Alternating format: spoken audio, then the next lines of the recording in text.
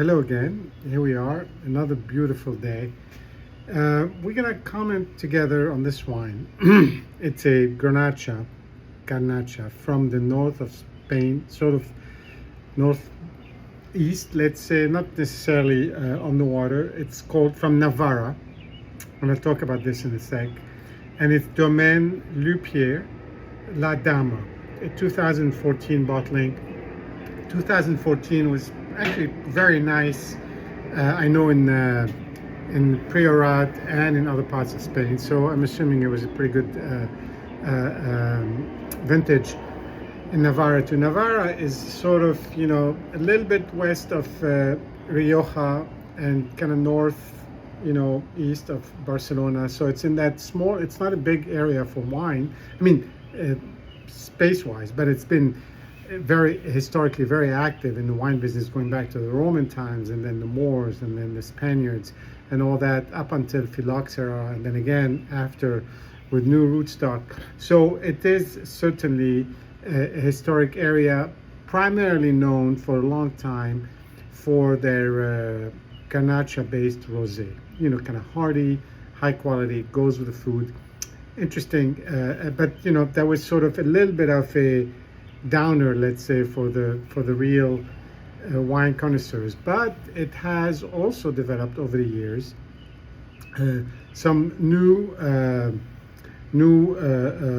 varietals like Tempranillo and Merlot and others, kind of looking to their neighbors, in Rioja, which is right to their east, and sort of seeing that Tempranillo can grow really well there, and starting to develop new wines based on these varietals.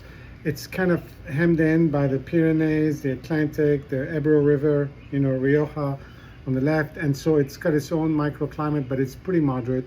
It's hilly, so you can have a lot of elevation, for wine, let's say, relatively.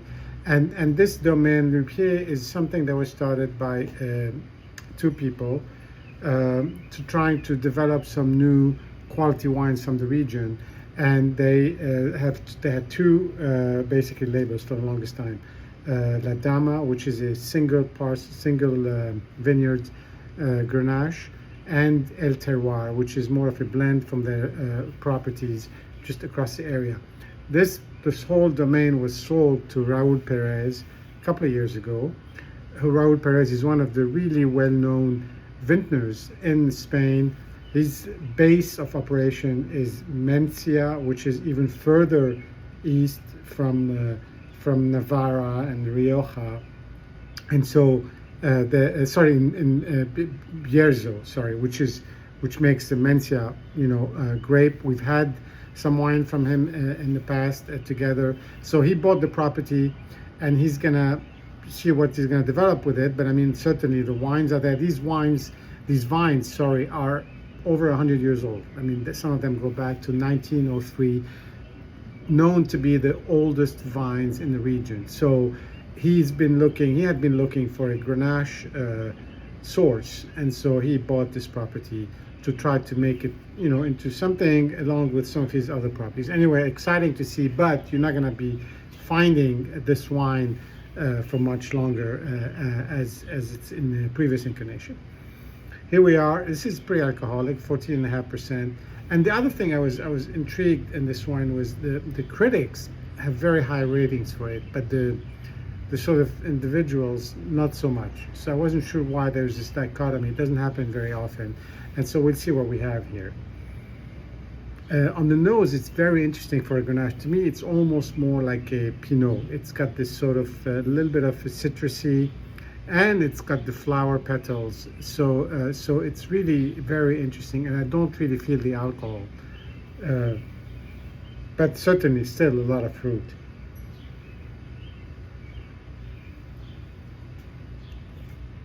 The color is also got a little bit of that sort of pink in it, not very deep.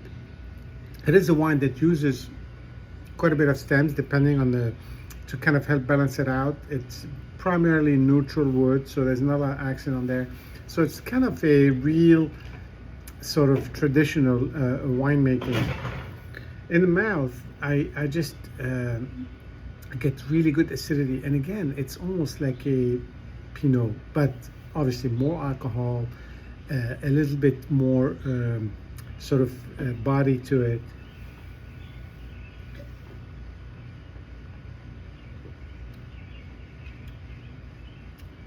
And this sort of the alcohol manifests itself in almost like you've had some, it's like a fruit, pickled in alcohol kind of thing. I know that doesn't sound good, but it is kind of a liquorish kind of alcohol, which is really subtle, but adds another dimension.